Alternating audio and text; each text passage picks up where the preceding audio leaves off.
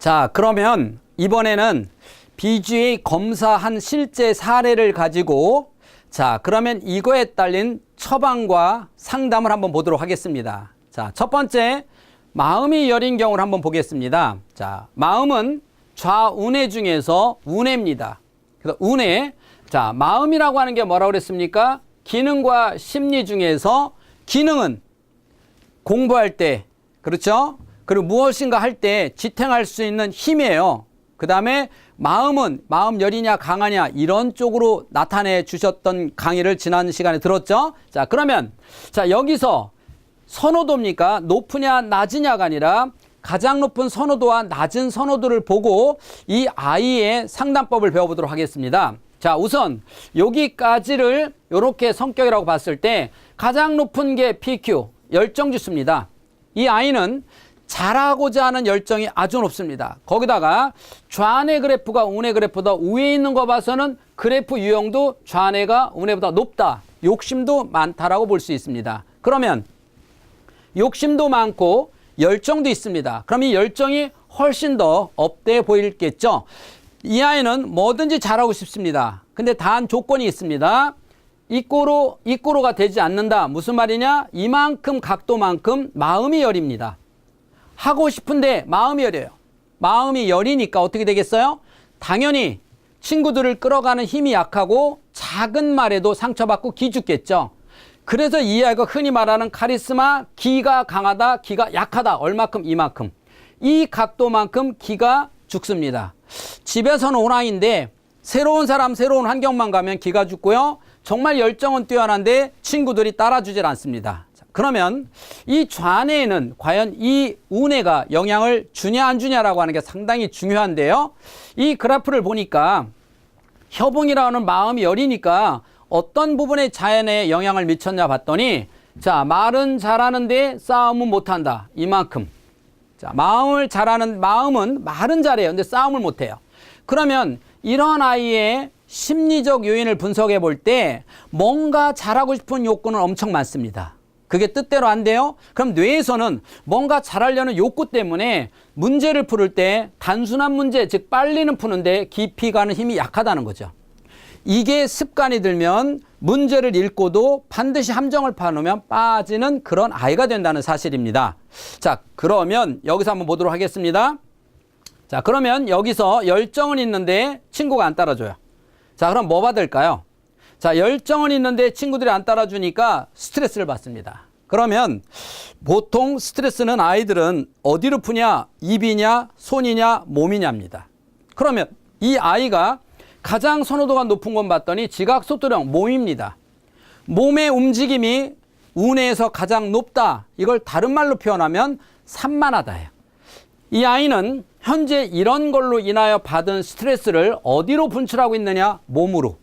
근데 이 아이는 가만히 있지 못합니다. 이 아이는 본인이 가만히 있고 싶어도 나도 모르게 몸을 움직이고 온몸을 움직이고 다리 떨고 손 떨고 낙수하는 이런 아이로 현재 보여지는 현상입니다. 자, 그러면 여기서 이게 떨어지고 이게 떨어졌을 때는 어떤 거냐? 즉 마음이 여린 아이라는 걸 알 수 있고 지각 속도를 기준으로 내려간 만큼 기가 죽어 있다라고 볼 수 있습니다.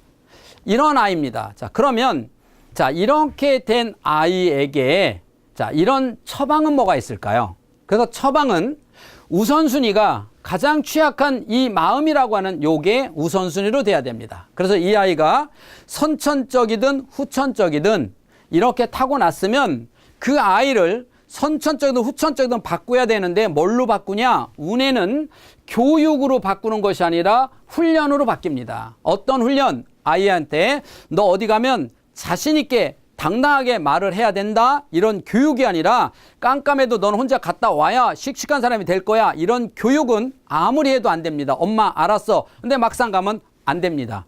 그래서 이 아이에게 어려서부터 따로 재우는 훈련 혹은 어려서부터 대범하게 따로 재우는 것만큼 아이를 대범하게 키워야 되겠죠. 두 번째, 자, 이쪽입니다. 자, 기가 죽었다. 작은 거에도 기가 죽습니다. 그러면 과연 이 기를 누가 죽였는가를 찾아야죠. 과연 이 아이가 기를 죽이는 이게 친구들이냐 아니면 어머니냐 아버지냐 형이냐 누나냐 누가 이 아이에게 이렇게 기를 많이 죽이고 있는지를 찾아서 그 찾는 원인을 차단시켜 준다면, 두 개가 같이 이루어진다면 얘도 올라갈 것이고 얘도 올라갈 것입니다. 얘가 나란해지면 굳이 스트레스 받을 일 없으니까 얘는 떨어져서 나란한 선에 유지할 것이고, 그러면 굳이 말을 잘하는데 싸움을 자기 할 말을 당당하게 하는 애가 될 것이고, 그러면 내가 굳이 잘하려고 노력할 마음이 필요 없으니까 여기도 나란해지는 이런 그래프가 만들어질 것입니다. 다음 유형을 한번 보도록 하겠습니다.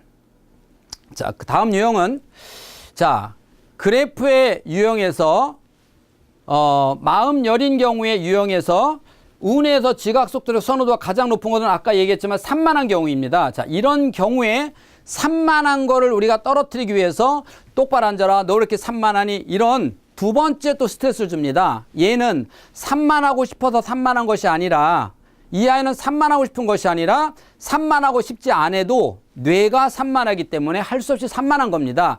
그러니까 조금 전에 얘기했던 것처럼 먼저 이 마음이나 기가 살아서 떨어뜨려야 되는데, 우리는 눈에 보이는 현상을 가지고 아이를 판단합니다. 아이가 산만하면 그 아이가 왜 산만한지를 알아야 되는데, 산만한 현상만 가지고 왜 산만하니? 너 왜 학교 똑바로 못 앉아있니? 이렇게 얘기를 합니다. 그런데 정말 중요한 거는 이 현상을 보는 것이 아니라 이 아이의 본질을 보는 겁니다. 우리가 눈으로 보는 것이 정답은 아니라는 말이 있습니다.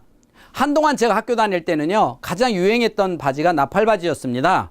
그것도 짧은 바지가 아니라 긴 바지였습니다. 긴 바지를 마치 마당 쓸고 다니듯이 입고 다닐 때만 그런 게 참 멋있어 보였습니다. 그런데 어느 날 다시 쫄바지로 바뀌었어요. 그렇게 멋있던 나팔바지를 입고 다니는 사람이 시대에 들떨어져 보였습니다. 과연 이게 뭘까요? 나는 전혀 변한 게 없는데 어느 날 왜 이렇게 바뀌었을까요? 그러다가 또 어느 날은 바지를 재면 바지단을 항상 이렇게 말합니다. 구두 끝선 가장 바닥에 달동말동하게 끝선에다 맞춰드리겠습니다 라고 말하더니, 어느 날부터는 바지를 재면, 자, 복숭아뼈가 밑으로 가게 할까요? 그 위로 가게 할까요? 이 짧은 바지가 또 요새는 또 유행처럼 번집니다. 자, 이걸 이용한 게 유행인데, 이렇게 뇌는 단순합니다. 즉, 내가 보는 이 짧은 게 언제 또 어떻게 보일지 모른다는 거야. 지금은 이 짧은 바지가 유행처럼 보일 수 있을지 모르나, 이거는 언제 내 뇌가 바뀔 수도 있다는 거예요. 다시 말해서 현재 내가 보고 있는 저거는 평생 가는 참이 아닐 수도 있다는 사실이에요. 참이 아닐 수도 있다. 무슨 말이냐? 내가 보는 이 학생은 현재 내 눈에 보이는 이 학생이 참이 아닐 수도 있다는 거예요. 내가 바라보는 이 학생은 언제든지 바뀔 수 있다는 거예요. 무슨 말이냐? 어머니들은 유치원에 보내는 정도 어머니들한테 물어보면, 유치원이나 어린이집 다니는 엄마들은 대부분 자기 아이들이 공부 못할 거라고 생각하는 엄마는 하나도 없습니다. 모든 어머님들이 자기 아이는 정말로 공부를 잘하고 학교 가면 리더십도 좋을 거라고 생각하는데, 그중에 공부 꼴찌도 있습니다. 한 엄마도 우리 아이가 공부 꼴찌할 거라고 생각하는 엄마는 없어요. 다시 말해서 나는 우리 아이의 참을 보고 있냐 거짓을 보고 있냐요. 우리 아이 중에서, 이 많은 아이들 중에서 청소년이 되면 어머니한테 부모한테 함부로 하고 학교에서도 선생님한테 함부로 하는 이런 흔히 말하는 문제 학생이 관심아동이 될 수도 있다는 사실이죠. 그런데 이 유치원이나 어린이집 보내는 엄마들이나 초등학교 저학년 엄마들은 우리 아이가 그럴 거라고 생각하는 엄마는 한 명도 없습니다. 정작 청소년이 돼서 문제 아동이 됐어요. 관심 아동이 됐을 때도 어머니들은 상담하면 이렇게 말합니다. 선생님, 우리 아이는 그런 애가 아니에요. 정말 착한 애입니다. 그런데 친구 잘못 사귀어서 그래요. 이렇게 말합니다. 사실 얘가 주범이거든요. 얘가 주범인데 엄마는 친구 잘못 사귀었다고 그래요. 결국 우리 아이를 보는 눈이 참이냐 거짓이냐, 이 어머니는 참을 보지 못하고 있다는 거죠. 그러면 이 검사는 그 아이의 참을 보는 겁니다. 한 아이가 현재 타고난 기질은 어떻고 지금은 어떻고 이 상태에서 앞으로 미래에는 어떤 사람으로 살아갈 것인가에 대한 참을 볼 수 있다는 사실이죠. 자, 이대로 그대로 나오면 이 아이가 커서 면접 보러 갔어요. 앞이 캄캄해서 말 한마디 못하겠죠. 자, 어디를 가면 일단 기가 죽어 있어서 하면 잘할 것 같은데 당당하게 나서서 사람들 앞에 나서서 자기 의견을, 자기 주장을 마음껏 이야기할 수 있는 원활한 소통이 안 되겠죠. 자, 이러한 것들이 가만 놔둬도 엄마들은 혹은 교사들은 커서 알아서 아이가 변할 거라는 생각은 안 하셔야 된다는 거죠. 반드시 뇌는 교육과 훈련하지 않으면 변할 수 없다는 사실입니다. 그 교육과 훈련에 의해서 바꿔질 수 있는 게 또 뇌이기 때문에 그래서 인간의 뇌는 무한하고 가능성이 있다는 사실이죠. 자, 이번에는 구성이 약한 경우의 그래프를 한번 설명을 드려보도록 하겠습니다. 자, 그러면 자, 이것은 조금 전 그래프지만 제가 그림을 다르게 한번 그려보도록 하겠습니다. 여기는 높은데 구성력이 약한 경우입니다. 자, 이런 경우에 아이가 있다고 가정을 해보겠습니다. 이 아이는 선호도가 가장 낮은 게 무엇이냐? 이쪽이겠죠. 그러면 구성은 뭐라고 그랬습니까? 구성력의 정의는 스스로 할 수 있는 열정, 즉 가장 중요한 건 PQ입니다. PQ. 자, 그러면 이런 아이들의 구성력이 떨어진 아이들은 저는 뇌를 검사하러 오면 이런 그래프 가진 아이들에게는 두 가지를 물어봅니다. 첫 번째, 할머니가 키운 것처럼 키웠냐? 이게 무슨 말이냐? 너무 이뻐서 어려서부터 스스로 할 수 있는 기회를 아예 안 주고 옷 입을 때, 밥 먹을 때 모든 걸 다 챙겨 주었냐라고 물어봅니다. 예를 들어서요, 아이들이 어렸을 적에 어떤 반찬이 맛있는지 생각하고 먹는 거, 이거 결코 쉬운 게 아니거든요. 그리고 아이들이 생각해서 먹어봐야 아, 이거는 매운맛이구나, 이거는 짠맛이구나, 이건 단맛이구나, 이렇게 맛을 생각하면서 먹습니다. 그런데 떠먹여주면 얘는 아무 생각 없이 먹으면 돼요. 떠먹여주니까. 그러니까 뇌는 생각할 때 좋아진다고 그랬죠. 그렇게 스스로 생각해서 어떤 게 맛있는지 행동할 수 있는 뇌가 누군가가 대신 빼앗아간 겁니다. 자, 첫 번째, 대부분의 아이들은 거기에 걸려 있습니다. 그럼 이 아이는 본인 스스로 조금 더 컸어요. 유아나 초등 과정이 돼도, 저학년이 돼도 이 아이는 내가 이런 계절에 어떤 옷을 입어야 될지 생각하고 실천하는, 입어보고 이거 안 어울려? 벗고, 이런 뇌가 있어야 되는데 손만 벌리면 다 입혀줬어요. 그러니까 결국 얘는 아무 생각 없이 입혀줬기 때문에 끊임없이 옷은 매번 바꿔 입고 갔지만 네가 옷 알아서 찾아 입어봐 그러면 겨울인데 여름 옷을, 여름인데 겨울 옷을 이렇게 입는, 그 정도 눈썰미가 없는, 그 정도 인장이 발달이 안 돼 있는, 그 정도 옷을 입어도 어떻게 단추를 꿰매야 되는지도 꿰야 되는지도 모르는 그런 아이가 돼 있는 겁니다. 또 하나, 여기에 심리적 요소에서 자존감이라는 게 있습니다. 자, 그러면 심리적에서 자존감은 뭐냐? 두 번째, 그렇게 키우지 않았음에도 불구하고 떨어진 애들은 어려서부터 아이가 자존감, 엄마가 자기를 별로 안 이뻐한다고 생각했을 때 이런 그래프가 만들어집니다. 그러면 엄마가 나만 미워해 라고 생각하는 아이들은 자존감이 약해지죠. 처음에 모계잖아요. 그래서 어머니가 외국인이면 아이가 말이 서툴듯이 모계인데 그 모계에서 가장 소중한 엄마가 내 편이 아니라는 거는 이 아이가 평생 어른이 돼서도 그런 트라우마를 가지고 살 수밖에 없습니다. 그런데 대부분의 엄마들은 이 생각합니다. 또 교사들도 그렇죠. 아이들이 교사가, 우리 선생님이 나만 이뻐한다고 생각해 보세요. 그럼 이 아이는 학교 가는 발걸음이 얼마나 행복하고 좋겠어요. 그런데 우리 선생님은 쟤만 이뻐해 라고 생각하게 되면 얘는 학교에 대한 자존감이 떨어집니다. 공부에 대한 의욕이 없습니다. 그런데 선생님이 나만 이뻐한다 그러니까 선생님이 좋아하는 행동만 합니다. 집에서는 엄마가 나만 이뻐한다고 생각하면 엄마가 좋아하는 행동을 하려고 노력합니다. 그러나 엄마가 나를 미워한다고 생각하면 어떻겠어요? 엄마가 싫어하는 행동만 하겠죠. 그래서 어떤 애는 나 공부 안 할 거야 라고 소리 지릅니다. 엄마는 공부 너 위해서 하지 나 위해서 하냐라고 소리 지르지만 이 아이는 엄마가 가장 좋아하는 걸 싫어한다는 겁니다. 학교에서도 아이들이 그렇죠. 선생님이 싫어하는 행동만 골라서 하는 애들, 첫 번째 선생님한테 관심 받고 싶어 하는 짓이라는 거죠. 이렇게 이게 떨어진 아이들은 철저하게 PQ가 약해지고 자존감이 떨어지는 그런 아이가 될 수 있다는 겁니다. 자, 그러면은 자, 이런 아이에 대한 처방은 뭐가 있을까요? 자, 구성력이 약한 아이의 처방을 한번 보도록 하겠습니다.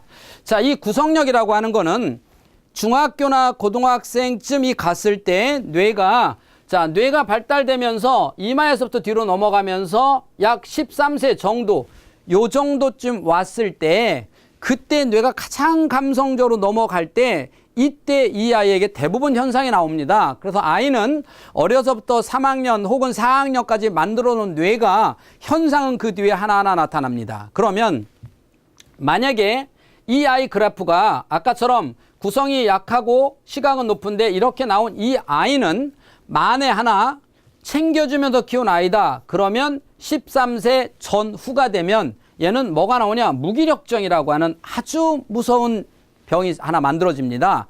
무기력증, 어떤 아이가요?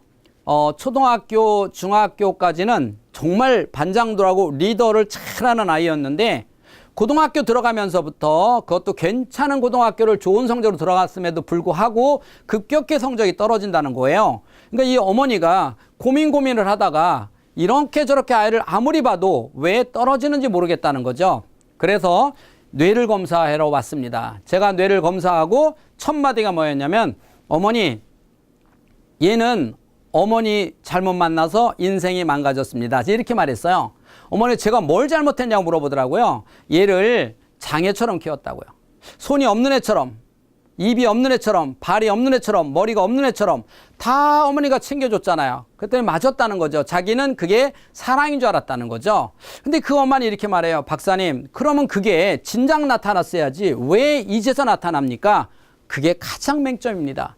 차라리 그때 바로 그런 현상이 나타난다면 우리 애가 문제가 있구나 얼른 고치는데, 안타깝게도 뇌는 다 만들어지고 나서 나타나는 현상이죠. 그래서 이 아이에게 나타난 현상이 무기력증이에요. 무기력증, 뭐든지 귀찮아요. 자, 그러면 이런 아이에게 어떻게 해야 과연 이걸 바꿀 수 있을까? 자, 스스로 본인과의 싸움입니다. 물론 어린 아이들은 보통 10살 이전에, 9살 이전 아이에게는 어떤 적당한 푸시가 필요하겠지만 그 이유는 오히려 그 푸시가 아이에게 스트레스만 더 줄 수 있습니다. 그래서 이 아이가 스스로 본인이 계획하고 실천하는 요게 같이 나란할 때, 계획과 실천. 그래서 이 아이가 내가 어떤 공부를 하루에 얼마나 할 건지, 매일같이 책은 얼마나 읽을 건지를 매일같이 계획을 세웠으면 그걸 반드시 실천하게 하고, 계획과 실천을 했는지 안 했는지 실천 일기장이라는 걸 만들어서 매일같이 실천했다 안 했다를 하는데, 물론 연령이나 이 각도에 따라서 다르지만 보통은 3 내지 6개월 정도를 그렇게 꾸준히 쓰지 않던 뇌를 쓰는 겁니다. 본인이 스스로 계획하고 실천해보지 않았으니까 계획하고 실천하는 뇌를 써보는 거예요. 당연히 스트레스겠죠. 쓰지 않는 뇌를 쓴다는 거는 스트레스가 동반됩니다. 결국은 이 스트레스를 딛고 넘어가느냐, 넘어가지 못하느냐가 가장 중요한 겁니다. 이렇게 해서 아이가 스스로 자기가 힘을 길러서 힘들고 어렵지만 이 고비를 넘어간다면 정말 이 아이는 다시 옛날처럼 정말 잘하는 아이로 돌아올 것입니다. 두 번째, 엄마는 나만 미워해라고 생각한 자존심 떨어지는 아이들은 반대로 정확한 아이와 소통을 통해서 어머니가, 부모님이 나의 마음을 다 이해해주고 있구나라는 걸 알려줘야 돼요. 우리가 입을 다물고 있으면 그 사람의 마음을 모르듯이, 부모는 자식을 정말 엄청 많이 사랑하잖아요. 그러나 그거는 엄마 생각이라는 거죠. 과연 아이 생각도 그러냐는 거죠. 아이는 그렇게 생각 안 할 수도 있다는 거죠. 엄마는 나보다 동생만, 나보다 오빠만 더 관심 갖고 이뻐했다는 생각을 가질 수도 있다는 거죠. 그거를 소통을 통해서, 그래서 아이가 자라면서 가장 중요한 건 소통입니다. 소통을 통해서 아이와 함께 어머니가 얼마나, 아버지가 얼마나, 또 교사가 얼마나 너를 많이 사랑하는지를 소통을 통해서 알려주는 것입니다. 이렇게 그래프를 통해서, 우리가 운의 그래프를 통해서 구성력과 마음의 여린 아이들, 그리고 기가 죽어 있는 아이들, 이런 아이들에 대해서 현상과 처방을 알아봤습니다.